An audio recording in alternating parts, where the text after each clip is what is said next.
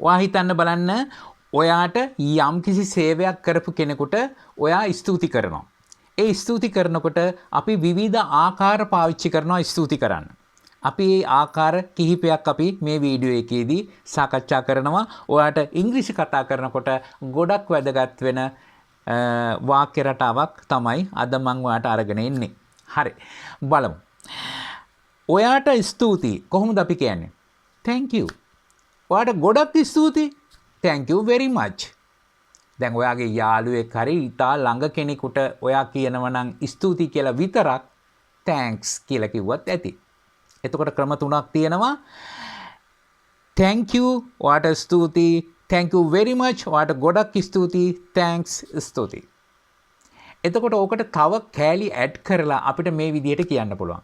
ඔයා හිතන්න බලන්න ඔයාට කවුරු හරි යම්කිසි උදව්වක් කරනවා. උදව්වක් කරපුවාම ඔයා එයාට කියනවා මට උදව් කළාට ස්තුතියි. මට උදව් කළාට ඔයාට ස්තුතියි. කොහොමද අපි මේ කියන්නේ? ඔයාට ස්තුතියි මට උදව් කළාට thank you for helping me. එතකොට මේ වාක්‍ය හැදිලා තියෙන්නේ කොහොමද? ඔයාට ස්තුතියි thank you කියන වචන දෙක මුලට දාලා තියෙනවා.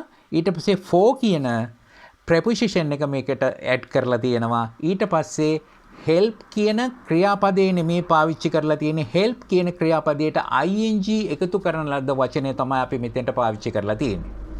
ඊට පස්සේ මට me. ඔයාට ස්තුතියි මට උදව් කළාට thank you for helping me. හරි. ඕකම අපිට ටිකක් වැඩියෙන් මේ විදිහට දාලා කියන්න පුළුවන්.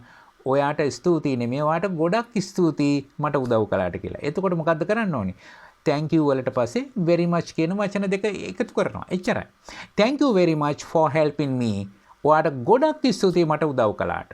අපි යාළුවෙකුට වගේ නම් අපි මෙහෙම කියනවා. thanks කියන වචනේ විතරක් පාවිච්චි කරලා. thanks for helping me.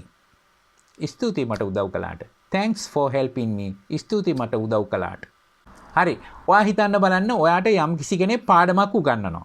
ඒ පාඩම ඉගෙනුවට පස්සේ ඔයා එයාට ස්තුති කරනවා මෙහෙම ඔයාට ස්තුතියි මේ පාඩම මට ඉගෙනුවට. කොහොමද අපි කියන්නේ? ඔයාට ස්තුතියි thank you ඊට පස්සේ for කියන preposition එක දාන්න ඕනේ. උගන්වනවට කියන්නේ teach කියන එකේ ing form එක teaching කියන එක අපි මෙතෙන්ට දාන්න ඕනේ. ඊට පස්සේ මටනේ me. මේ පාඩම this lesson. ඔයාට ස්තුතියි මට මේ පාඩම ඉගෙනුවාට thank you for teaching me this lesson. හරි. එතකොට මෙහෙමත් කියන්න පුළුවන් නේද? ඔයාට ස්තුතියි මට ආරාධනය කළා. ආරාධනය කරනවට කියන්නේ invite කියලා. invite කියන එකේ ing form එක තමයි අපි මෙතෙන්ට යොදලා තියෙන්නේ. thank you for inviting me. thank you for inviting me. ඔයාට ස්තුතියි මට ආරාධනය කළාට. අපි කියනවා මෙන්න මෙහෙම. යම් කිසි කෙනෙක් බලන්න යනවට නැත්තම් බලන්න එනවට අපි පාවිච්චි කරනවා visit කියන වචනේ. ඒ visit කියන වචනයට ing දාලා visiting කියන වචනය අපි හදා ගන්නවා මේ වාක්‍යයේදී. ඔයාට ස්තුතියි අපිව බලන්න ආවට.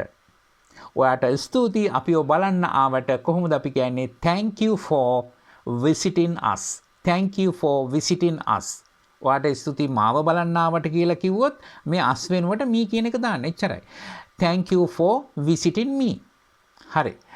ඔයාට ස්තුතියි මාව තේරුම් ගත්තට. තේරුම් ගන්නවට අපි කියන්නේ understand. understand කියන එකේ ing form එක.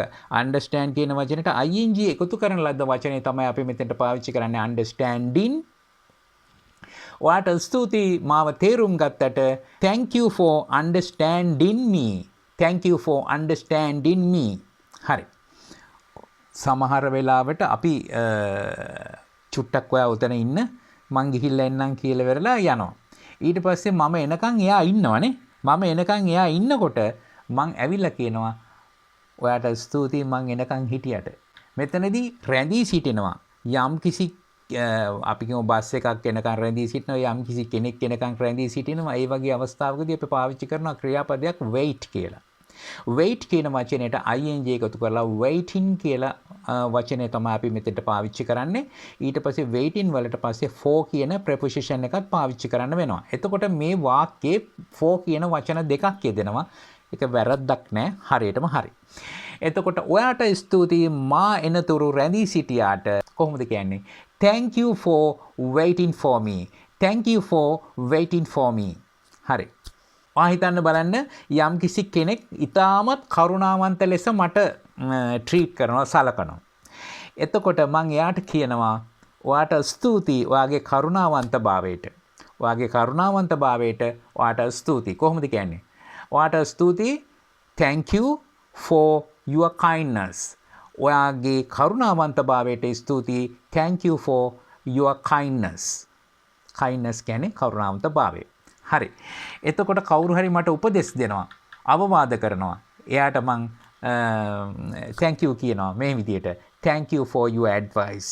ඔයාට ස්තුතියි ඔයාගේ අවවාදවලට. ඔයාගේ අවවාදවලට ස්තුතියි.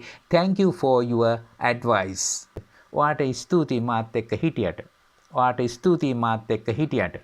මෙතන ඉන්නවා කියන අදහස ලබා ගන්න අපි be කියන ක්‍රියාපදයෙන්. be කියන ක්‍රියාපදයට අපි ing එකතු කරලා been කියන වදන අපි හදා ගන්නවා මෙතනදී. මාත් එක්ක කියන එක with me කියලා තමයි අපි යොදන්නේ. එතකොට ඔයාට ස්තුතියි මාත් එක්ක හිටියට කොහොමද අපි කියන්නේ? thank you for being with me. thank you for being with me. ඔයාට ස්තුතියි මාත් එක්ක හිටියට. එතකොට අපි මෙහෙම කියනවා. ඔයාට ස්තුතියි හැම දෙයකටම. ඔයාට ස්තුතියි හැම දෙයකටම. කොහොමද කියන්නේ? thank you for everything. thank you for everything. ඔයාට ස්තුතියි හැම දෙයකටම. එයා ගොඩක් දේවල් මට කරා, කන්න දුන්නා, ඉන්න දුන්නා, ගොඩක් දේවල් කරා. ඉතින් ඒ හැම දෙයකටම ඔයාට ස්තුතියි. කොහොමද කියන්නේ? thank you for everything. හරි. මේ පාඩම මම විශේෂිත වාක්‍යයකින් අවසන් කරනවා. මොකද්ද මේ විශේෂිත වාක්‍ය? ඔයා දන්නවනේ ශ්‍රී ලංකාවට ගොඩක් විදේශිකයෝ එනවා. ඒ විදේශිකයෝ එන එකෙන් අපිට ගොඩක් දේවල් ලැබෙනවා. මොනවද? ගොඩක් ඔය පිටරටින් ලබා ගන්න භාණ්ඩවලට අපිට ඩොලර් අවශ්‍යයි. ඒ ඩොලර් ලබා ගන්න පුළුවන් ඔය විදේශිකයෝ ලංකාවට එන එකෙන්. ඒ හින්දා ඒගොල්ලෝ අපිට කරන්නේ සේවයක්. ඒ සේවය වෙනුවෙන් එයාලට ස්තුති කරන්න පුළුවන් අපිට. අපිට පුළුවන් ඔයාගේ සංචාරක ආයතනයක් තියෙනවා නම් ඒ සංචාරක ආයතනයේ බෝඩ් එකක් ගහලා ඔයාට ඒගොල්ලන්ට ස්තුති කරන්න පුළුවන් මේ විදිහේ වාක්‍යයකින්. නැත්නම් ඔයාට කටින් කියලා ස්තුති කරන්න පුළුවන් මේ වගේ වාක්‍යයකින්. මොකද්ද වාක්‍ය? ඔයාට ස්තුතියි ශ්‍රී ලංකාවට පැමිණියාට. ඔයාට ස්තුතියි ශ්‍රී ලංකාවට පැමිණියාට. කොහොමද මේක කියන්නේ? මේක අපි දෙවිදිහකට කියමු. thank you for coming to Sri Lanka. thank you for coming to Sri Lanka. ඔයාට ස්තුතියි ශ්‍රී ලංකාවට පැමිණියාට. එහෙම නැත්නම් අපිට නිකන් යාළුවෙක් වගේ කවුරු හරි මගදී විදේශිකයෙක් හම්බුනහම කියන්න පුළුවන් thank you කියන්නේ නැතුව thanks කියලා විතරක් උනත් කියන්න පුළුවන් මිත්‍රශීලීව thanks for coming to Sri Lanka. thanks for coming to Sri Lanka.